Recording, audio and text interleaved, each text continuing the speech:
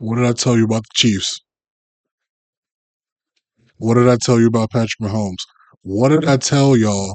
What did I tell y'all about betting against the Chiefs, betting against Andy Reid, betting against Patrick Mahomes, betting against Taylor Swift? I told you. I told you. And it came to fruition. I'm not betting against the Chiefs. I'm not betting against Mahomes until proven otherwise. And it's gonna work out. It has worked out and it will continue to work out. So let's just get right into it. Um, yeah, Kansas City minus 1.5. That hit. Um, wasn't really ever worried about it because I knew even if it got to overtime, the Chiefs would have pulled that out. Bills got the rules changed so both teams would get a chance to score. So I wasn't really ever worried about that minus 1.5 being in doubt. Um, and so I want to. This is gonna be a Chiefs Bills centric video.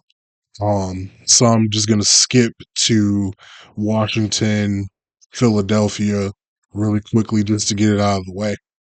Um, yeah, that bet didn't hit. Washington +6 didn't. I mean, it did have a chance, but that fourth quarter, it was easily over with. So, um, what I will say, Jalen Hurts played a great game.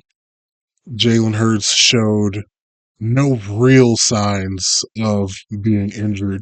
He did look a little slow, um, straight line speed, or not straight line, but like getting side to side, like out of the pocket.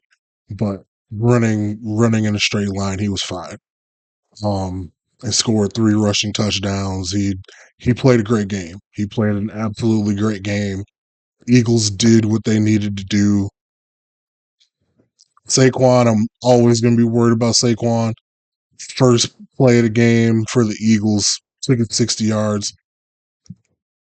Nothing you can really do. Nothing you can really do about him. So tip my cap to the Eagles and shout out to them. They're great. They are a great team. They have a lot of great pieces. And if Jalen plays how he played on Sunday, if he plays like that in the Super Bowl, which he did the last time he was in the Super Bowl, he played even better.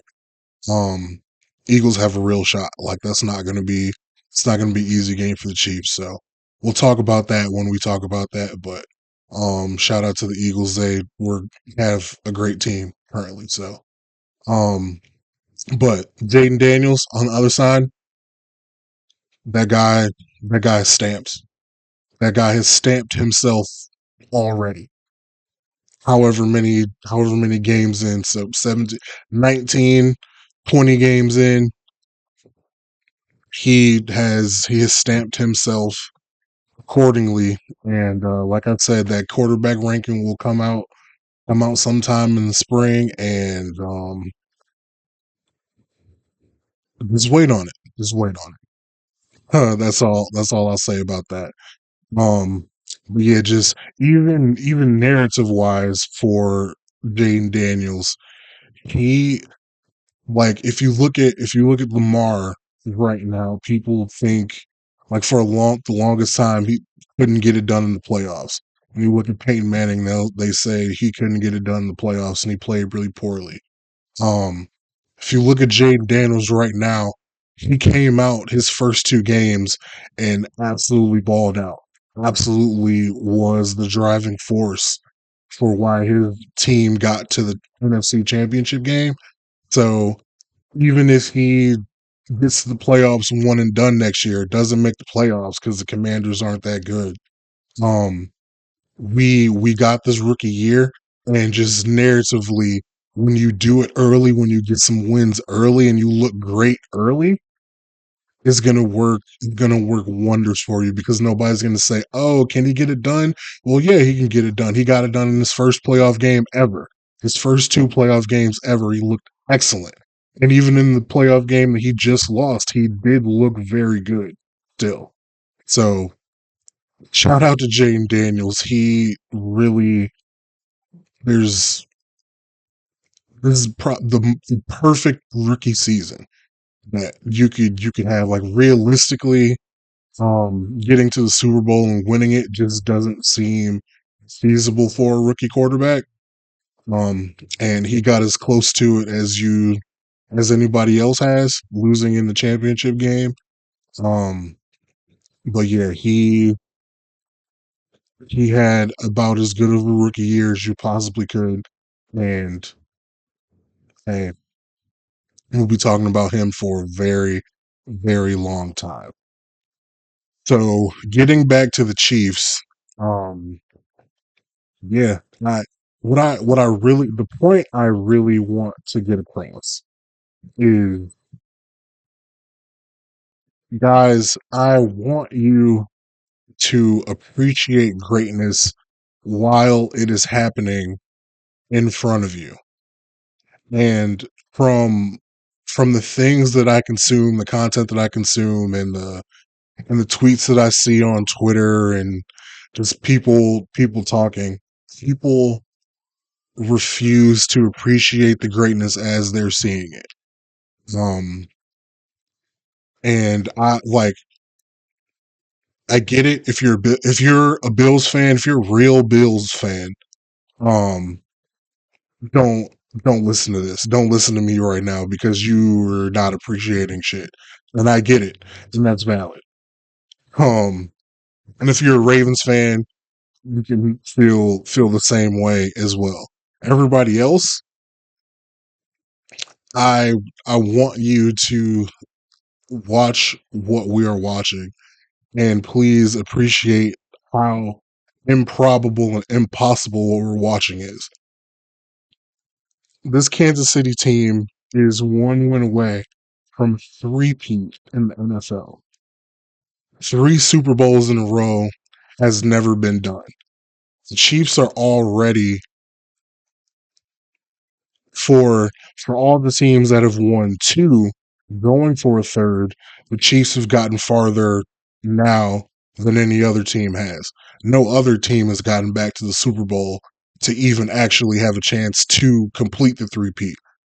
The furthest everyone else has gotten is the championship game, and they've lost in the championship game. The Chiefs are the first, the first back-to-back chance to get back to the Super Bowl. So that in itself is something to applaud, and it's really crazy because people hate the Chiefs. People hate them. People think they're cheaters, and all that. People hate Patrick Mahomes. And I really don't get it because, and it's not even just the Chiefs. Um, it reminds me of the hate that LeBron James gets. I don't know why anyone could hate LeBron James, and it's not even a Jordan versus LeBron debate thing. This LeBron on his own merit, not even against anybody else. People hate him, viscerally hate him like they hate the Chiefs right now. And in both cases, we're watching careers and runs that have never been duplicated, may never be duplicated again. In LeBron's case, we are watching someone who has played for 22 years in the NBA at, at an all-star level. He didn't make an all-star team his rookie year, but he was probably still playing at an all-star level even in his rookie year. He's been playing at bare minimum fringe all-star level for 22 straight years. We have never seen that ever. The Kansas City Chiefs in 6 years have gotten to 5 Super Bowls. The Kansas City Chiefs are one win away from 3 straight Super Bowls. There hasn't been a three-peat in sports since the Lakers in 2002. That's,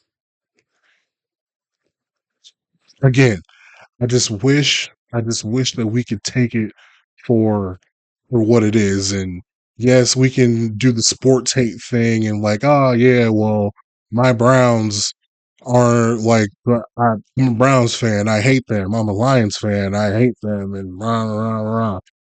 And I get that. I understand that. I'm not telling you to be a Chiefs fan, but what I am telling you is to just please appreciate it. And I don't know why I'm wasting my breath talking about it, because it's not going to be, because everybody thinks that they cheated to win this game. They think they cheated with the ref spot on the fourth down tush push that the Bills didn't get. They cheated with the catch that Xavier Worthy made, um, with the Bills safety. I mean, tie goes to the offense. They were tied up together. Tie goes to the offense. That's been the rule forever. So when they made the rules, did Andy Reid help make the rule book? Is that what's happening? I Okay, sure, whatever. Um, but yeah, so we're just gonna downplay all their success and say that they're cheaters and they're winning. They're winning because of the refs. I like if that is the way you feel, then so be it. So be it. Because at this point, nothing can convince you otherwise. But the thing the thing that I saw that really grinded my gears, there was a tweet. Someone, I don't know who it is, but someone made a tweet that said to everybody outside of Kansas City, um, we owed the New England Patriots an apology because their dynasty was not as insufferable as the Kansas City Chiefs one is. And that is the most ridiculous thing I have ever seen in regards to talking about football. I was there. I remember being in the midst of the Patriots run, Tom Brady's run, Bill Belichick's run. People hated them, and they actually got punished by the NFL for cheating, for cheating, punished by the NFL. Lost draft picks, lost a draft pick, and had to pay fines because they got caught cheating. Okay? They lost tangible assets from getting caught cheating. The New England Patriots. And you're telling me the actual people that got caught cheating are less insufferable than the Kansas City Chiefs with one of the most talented quarterbacks that we've ever seen, a defensive coordinator calling plays out of his mind, an offensive play calling head coach that routinely puts his team in the best situations possible to win, possibly the greatest tight end of all time. That team that is doing it the right way is more insufferable than actual cheaters. Okay, you got it. You got it.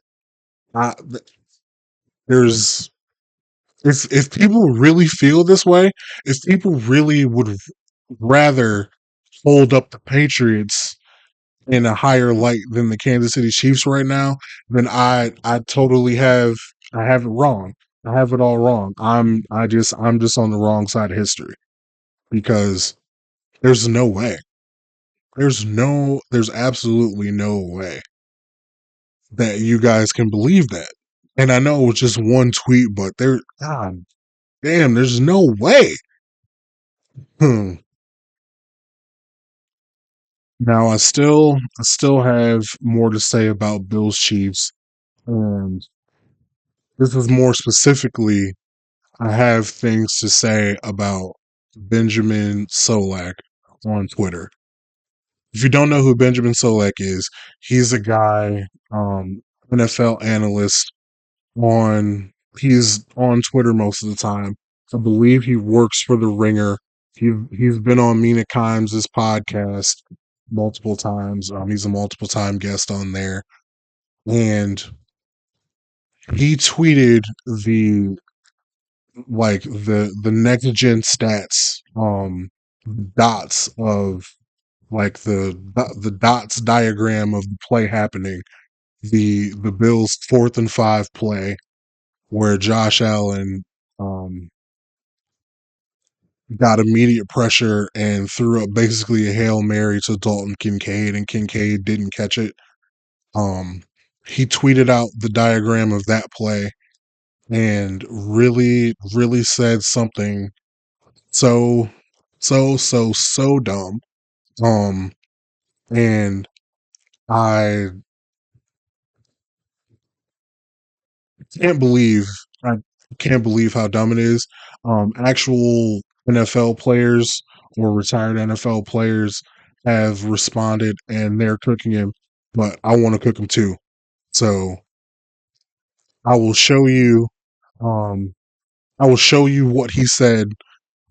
After he started getting attacked, he posted an explanation of what he was talking about. I'll post that or I'll put that here, and then I'll give my response after with my explanation and video as well. This is the 4th and 5 on which the Bills lost the game, right? We're going to send Khalil Shakir in motion. He's going to have behind Josh Allen, snap the football, immediate pressure off the right side. Allen goes to create. There's somebody there. He's got to make a hero throw outside of structure. Oh, should have been caught. Wasn't caught. Devastating. Now, the motion that Khalil Shakir goes on is called orbit return motion. This right here would be orbit motion, right? If he went just around Josh Allen. He slams on the brakes behind him and then returns back the way he came. That's what we call that orbit return motion, right? You look like you're going to go orbit and then you actually return. The Bills love to use this with Khalil Shakir especially on 4th and medium and then throw it to him by design, right? They send him in the return to the flat and then Allen will just throw it to him right here. He'll catch this and then he wins a sprint to the line to gain. We can watch plenty of examples of this. Last year in the postseason against the Chiefs, Shakir comes across and then he moves behind Allen and then returns, right? And Allen throws it to him right by design out of the flat. This was on 4th and 3, by the way, and the line to gain is the 47-yard line. So when Shakir catches this, he's about the 43, 42, trying to get to the 47. So about 10 yards behind the line to gain. Okay, so this is the explanation of why Benjamin Solak is pissing me off so bad. Because the him Solak wanting Josh Allen to throw the return orbit motion that you'll see here in a second, to throw it to Khalil Shakir. This is an explanation of why that's so stupid and it wasn't even an option. First of all, you have to start with the front and the protection and the context that wasn't available before Benjamin Solak tweeted out what he tweeted out. The right guard, Osiris Torrance, after the game, said that the Chiefs had shown this look previously during the game and that they didn't bring the pressure. So the pressure that comes on this play was not the same pressure that they saw from this play previously. Previously, I think the end dropped out. Um, I think Bolton came, but I think 20 didn't come, and the corner definitely didn't come. So it ended up being, I think I saw a clip of it elsewhere, but I can't find it. But I think only 4 people came from this look. So that's the context going into it. All right.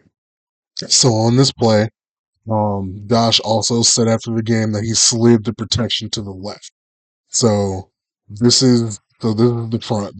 These are the people that, as of right now, when you're walking up to the line, who you have to worry about. You got 1, 2, 3, 4, 5, 6 Chiefs, and you got the 1, 2, 3, 4, 5 linemen, and you got Josh Allen 6. So these 6 guys know they have to be responsible for these 6 guys somehow. What's the most efficient way? Josh told the line to slide to the left, block these guys, right tackle, block the bigger guy, me, Josh Allen. I I'm responsible for the safety. I'm responsible for this defensive back because I'm 240 pounds. He has a hard time tackling me. I'm responsible for him. Okay. So in a perfect world, if they're all coming, we have left tackle out here, guard here, center here, right guard stays there, right tackle goes out here, he comes, and Josh gets the ball out. That's in a perfect world, but that isn't what happened. So let's start the play. Motion coming. Boom. Okay. So ball snapped. Look, still here. Looks like the guys we think are coming are coming. Boom. Okay. Stop it right here. The guy the left tackle is looking at is sprinting out. So what Benjamin Solak needs to understand, him sprinting out here makes this route not really an option. And Solak says that Shakir number 10 is gonna beat the defensive end in a foot race every single time. Technically, technically that's true because Shakir is faster, but in in the football world, while this play is happening, Josh knows he's going over there. It's also context is the play is on 4th down. The play is on 4th down. It's 4th and 5. If you throw it behind the line of scrimmage to Shakir over here somewhere, there's absolutely no guarantee that the defensive end doesn't tackle him or the defensive end just holds him up just a little bit. Even if he even holds him up just a little bit, somebody else is coming. The cavalry is coming over there. So immediately, this guy looking over there is makes this not really an option. And you can tell because you can see Josh's head looking over there because as Benjamin pointed out, the Bills have run this play against the Chiefs multiple times and run it multiple times this year with this motion and hitting Shakir uh going on that route that way. Um but immediately sees that happening and it's not an option anymore. So rest of the line, what happens on the rest of the line? Um the guy he's looking at drops out, so he takes over who was in the B gap. Chris Jones comes to the C, so left tackle takes it over. Left guard, let's go back a little bit, watch the left guard. Comes out, tries to block him, comes out, see he's moving over. The left tackle's got him, so what does he do? Immediately turns to look over. Now, the way I learned it, you want to bump, yell it to the center to bump the guard to move over. So so left guard come take this guy, center gets this gap, guard gets this gap, so they can get these two rushers over here, but it happens way too quickly, and they are sliding the wrong way. They're sliding what they thought was correct, but it is the wrong way based on what happened. Um, but how I learned it, you're supposed to bump, bump, bump, but it's happening way too fast, and that's really not an option. So watch this left guard here again. Tries to just run over there, but he's never gonna get there. Now going back, this pressure, they set the corner. They set the corner. They were not expecting. This was Josh's guy all along. This was always going to be Josh's guy. So he knows he has to beat this guy. This guy is where stuff gets messed up,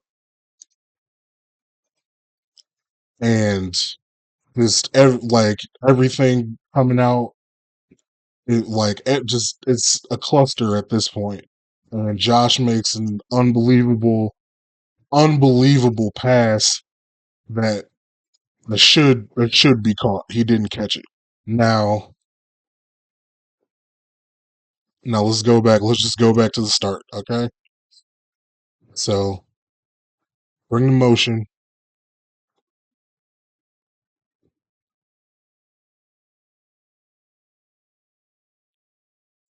Now you watch that play in its entirety.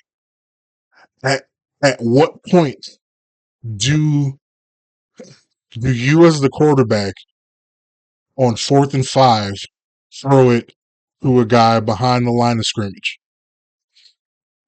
to to make this play?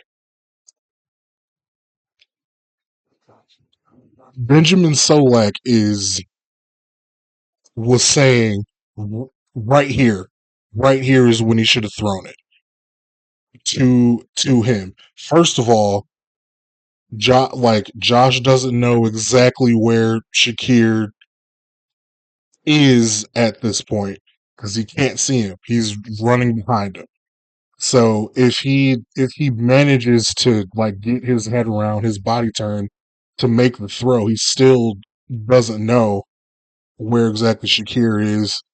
And you see, like, it's not even a half of a second later, that safety is on him. That ball can't get out that way. It can't. Um, so I'm just so pissed off that Benjamin Solak watched a bunch of dots on Next Gen Stats and said that Josh Allen didn't make the correct play right here. The only reason this play ever had a chance is because Josh Allen is maybe a super soldier. Like that's literally the only reason that he could have that this play even possible to be made. This throw right here, there's not there's not more than 3 people on Earth currently that can make that throw. Unfortunately, it wasn't caught for the Bills, but hey, what can you do? So all in all, fuck Benjamin Solak. That's bullshit. Those are my Benjamin Solak thoughts. Don't listen to guys on Twitter or anywhere for that instance like that.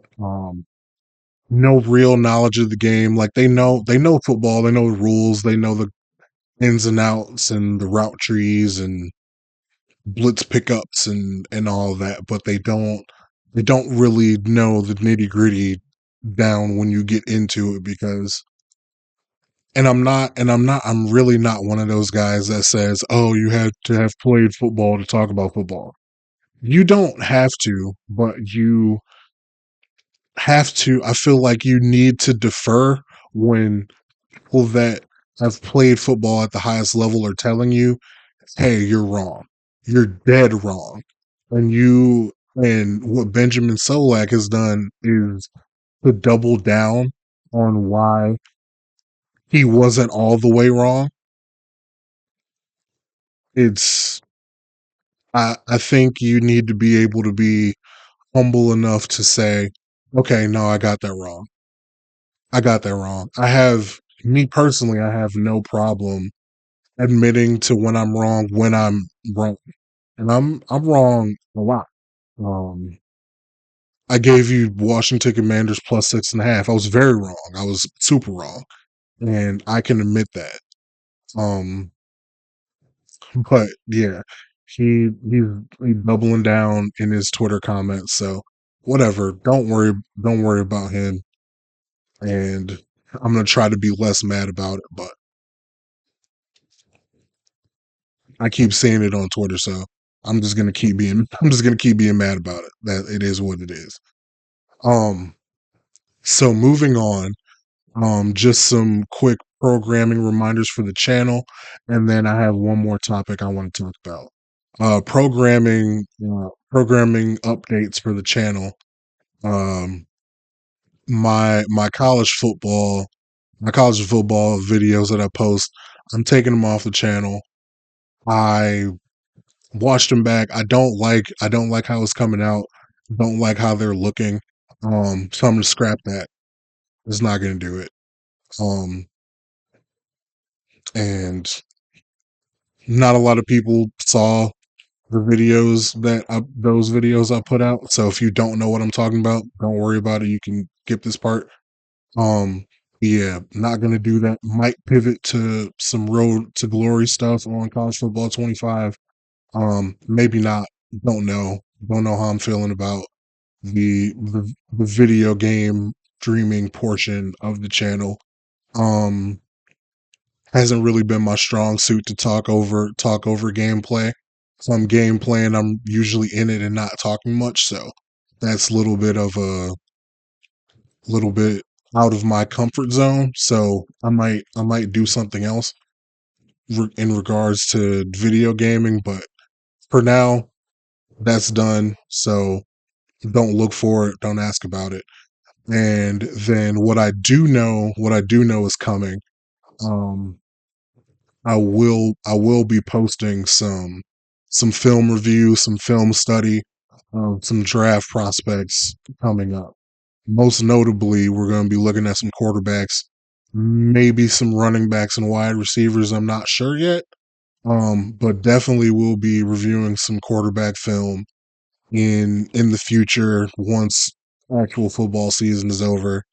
Um, I got some access to some college all 22, so we'll be diving into the film, and I'm gonna do that on the channel for sure. Um, if not just for Browns fans wanting a quarterback, um, but also for me myself and the in fantasy football content.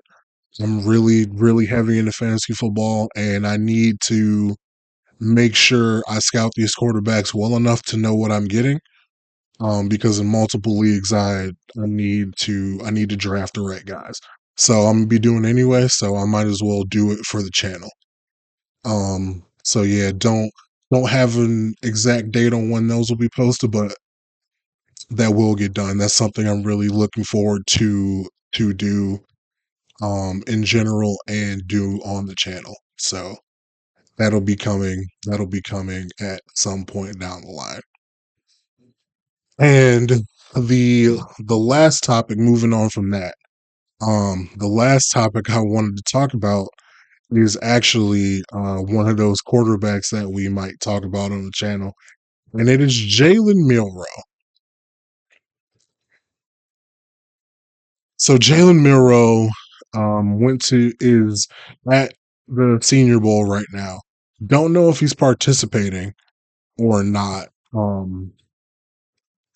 But he's at the Senior Bowl, did his measurements, weighed in and everything. And he's about 6'2", like we thought, 220 pounds, like we thought. But his hands are less than 9 inches. Um, and hold on real quick. Let me get these. I gotta be accurate about this. Let me get his hand size. 1 second. Okay, so Jalen Milroe's hand size, mm, 8 inches, 8 3/4 inches. So it's less than 9 inches. and 9 is like the bare minimum cutoff of every starting quarterback in the NFL currently. Every starter currently has at least 9-inch hands. Um, and if you're watching this and you're like, what, like 9-inch hands, like what do you like? How do you measure that? So basically, I don't know how I'm gonna do this.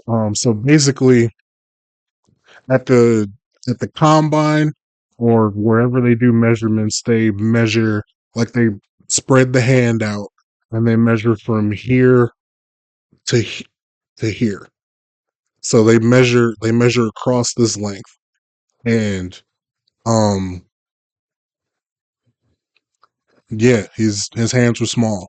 Like the Mr. Small Hands, most recently in the NFL with Kenny Pickett, and Kenny Pickett's hands are slightly smaller than Jalen's. They are 8 and 5/8 inches, so just like fraction smaller than what Jalen Milroe's are reported to be.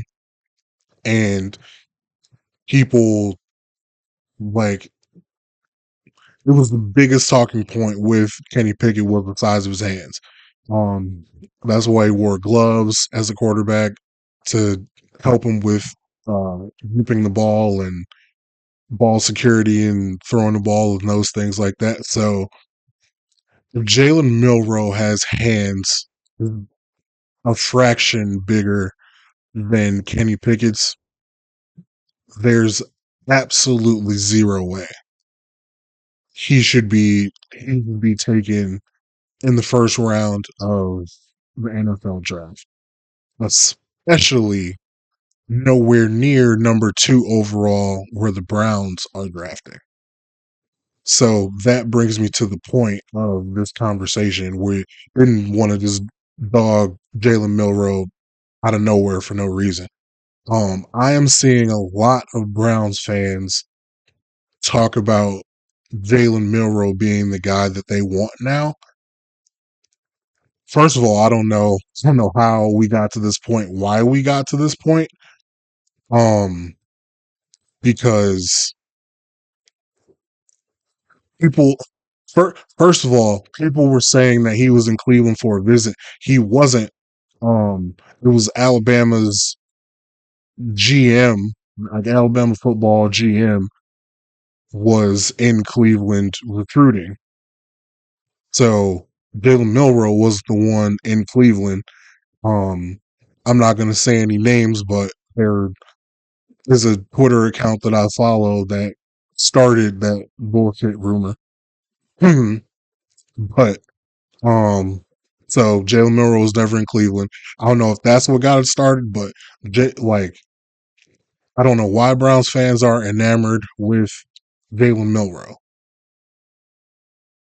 I understand some of them are enamored with Cam Ward. Some of them are enamored with Shador Sanders.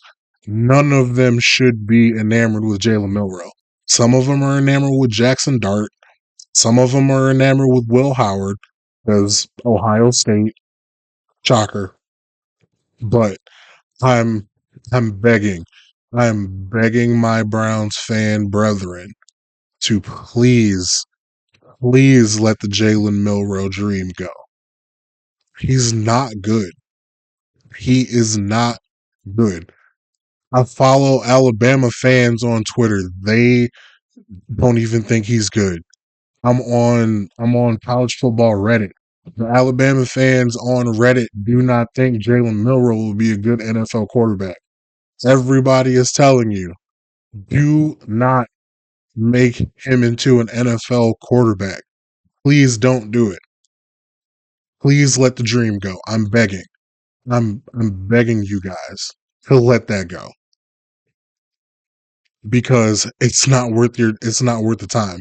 I don't care what Brown's social media posts about players at the Senior Bowl. I don't care Jalen Milroe was on the list. I'm begging. Please want better for yourselves and let the Jalen Milroe dream go. He He had, yes, he had an unbelievable game against Georgia earlier this year. He's had his moments. He's had very high highs, but the lows are in the depths of hell. Did you watch him against Michigan in the bowl game like a month ago? It was terrible. This man put up 0 points or 3 points against Oklahoma. Oklahoma in Big 2024 put up 3 points against Oklahoma. That's not an NFL starting quarterback. It's not. It's not.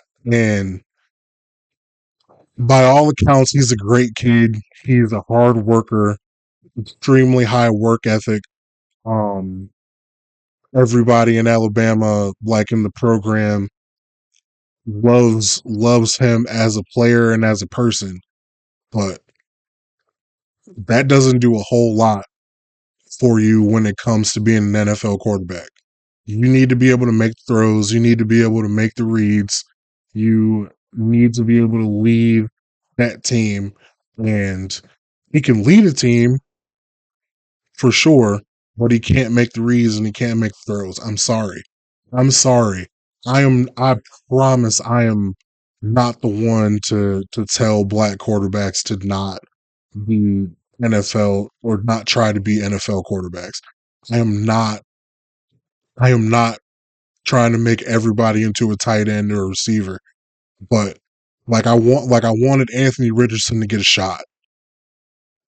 He's gotten a shot and it's been bad, mediocre, middling at best, at the very best, but it's been bad so far. Um, but you can see the talent, and you're betting on that he only played in a handful of games at Florida, so you're betting on the upside. Jalen Milroe's been in college for 4 years, played for the better part of 2 of those years, and yes, there's upside. Yes, there's upside, but you don't spend a first round pick on that raw of a prospect unless they're 6'5", 240, and they've only played for a year, like Anthony Richardson. Like I understand why they made that gamble. Jalen Milroe is not the one to gamble on, especially since he has little hands. Especially since he has little hands. Again, I'm begging my like I'm sure the Browns organization isn't even thinking about it. I'm sure they're not. But this is a PSA to Browns fans. Please let the Jalen Milroe everything go. Just let it go. Let it die. It's not happening. You shouldn't want it to happen. Um, and for the people that hate the quarterbacks in the draft, fine. I mean, that's your opinion. So if you don't want a quarterback, fine. You want Abdul Carter? Yes, I want Abdul Carter too. If Tennessee takes him, you want Travis Hunter? Sure, I'd take Travis Hunter too. I wouldn't be mad at that. Um, if they take one of the quarterbacks, sure, also like don't care, but it cannot be Jalen Milroe. I don't want it to be. You shouldn't want it to be. And I have to be sure.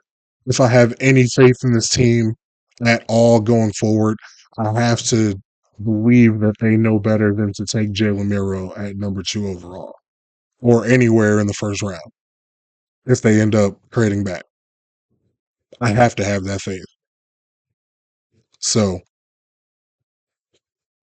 but yeah, um, gave y'all gave y'all pretty much a full length podcast here. Um, Locking down my schedule for recording going forward. I think I'm definitely going to drop on Tuesdays and probably going to drop on Fridays, and then anything in between we'll play it by ear. But I'm, I'm definitely committing to giving you guys something on Tuesday, something on Friday. So Be on the lookout for it. Subscribe, please. If you're enjoying the content, like, subscribe. Um, Everything that the podcasters on YouTube say do. Like and subscribe, hit the notification button, leave a comment, do whatever, even just shoot me a message or whatever saying you like the content. It really is motivating when people tell me that they're watching and they're listening and they like what I'm doing. So I appreciate you. I do not take any view that comes up on these videos. I do not take it for granted.